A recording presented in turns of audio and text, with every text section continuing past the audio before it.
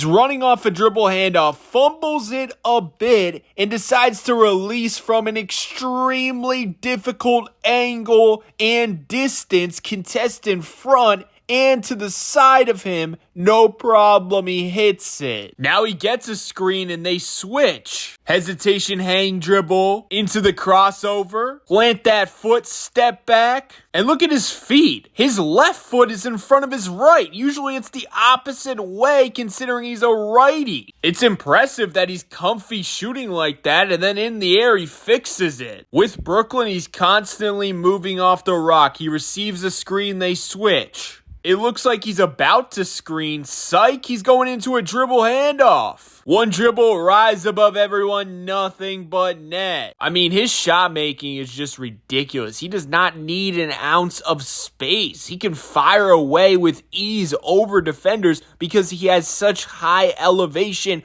on that jump shot. Whether he's smothered or open for a second, he's finding a way to get that shot off. And his footwork is advanced where he catches and he's a bit off balance. It really doesn't matter. He'll find a way. His bread and butter right now is the above the break three-pointer. 7.6 three-pointers attempted from that spot. Only 7 other players in the NBA have more volume. However, the most impressive part is he's the most efficient, 40%. That's better than Tyrese Maxey. That's better than Steph Curry. The only player who's been more efficient from that spot that is around his volume is Anthony Edwards, who's currently shooting 42%. That just puts in perspective how lethal he's been in this area. His footwork just baffles my brain, and it gives him a huge advantage. He's working against Jabari Smith, and at this point, when he's planting his left foot, he's going into a jumper. And again, he's planting that right foot behind the left. And you can tell because that is unorthodox, the defender is not expecting it. Like, he has his hands down. He's like, what? So the contest is late and it doesn't really impact the shot at all. I want to take you back to the screenshot though. Look at how uncomfy he looks going into the jumper. Like, it doesn't look smooth, but that leg kick saves everything. All of a sudden, it's smooth as can be. And look at his other foot while he's in the air, like turns diagonal and he lands on it like that. I guess my point in sharing this is when he's running around screens or running in transition or just catching and shooting, he doesn't have to be perfectly positioned.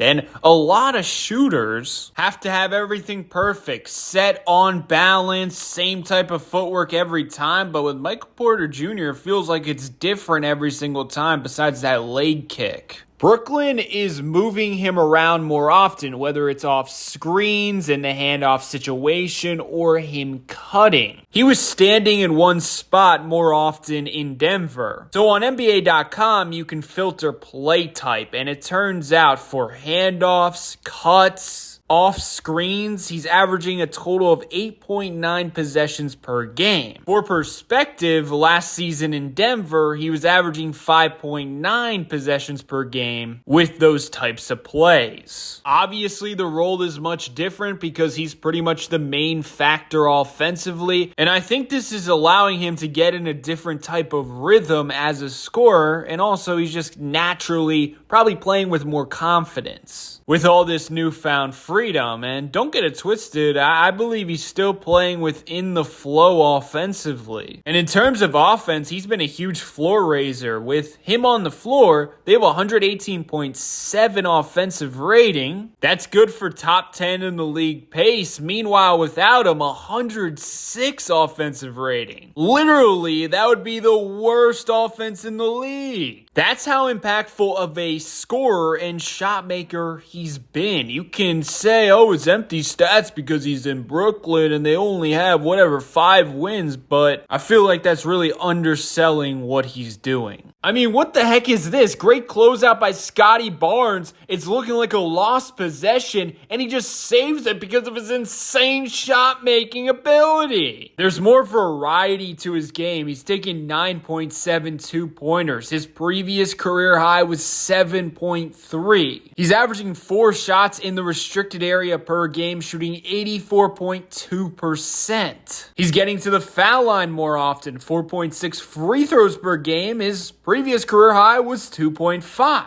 This season, he's taking 1.2 driving layups per game compared to 0.6 last season, and he's finishing 54.5% of the time. As you can tell, he's way more dynamic as a scorer. It's not just three-point or bust anymore for him. It's also impressive with this newfound responsibility, he's still maintaining the same level of efficiency. He's averaging 18.7 field goals attempted per game. His previous career high in Denver was 13.6, yet he's still shooting 49.6% from the field. My favorite moment from him this season was when he just took over in the fourth quarter against Boston. 6-point game, he's running off a screen, pump fake, get the defender in the air, and then he fades all the way back to create separation and space for the jumper, nothing but net. 4-point game now, running off some screens. He has a free driving lane, goes right at the rim protector, pushes him back with all that momentum, and sneaks it in the other side. Now they're up by 6. He's setting a screen, and then he goes to the dribble handoff, and look at the fear in the defender's eyes that he shook loose. Unfortunately for them, they're just too slow. They cannot stop him. Up by 7 points around the screen, and look at this sexy spin move right into the up fake to get the defenders jumping, and then he leans back to the open space and floats it up and one. They're up by 8 points now, and think about it, all quarter long he's been running off screens up top, so the Celtics are prepared. Well, guess what? Take this backdoor slamma-jamma. A double-digit lead now. Look how physical they are off the basketball. Finally he shakes loose and he shuts the door with this fadeaway three. Actually, his toe was on the line. Deep two-pointer. I digress. Icing on the cake. He gets a free dunk. And to celebrate, he's hanging on that rim extra long, and I'm not going to lie, he deserves it after that takeover.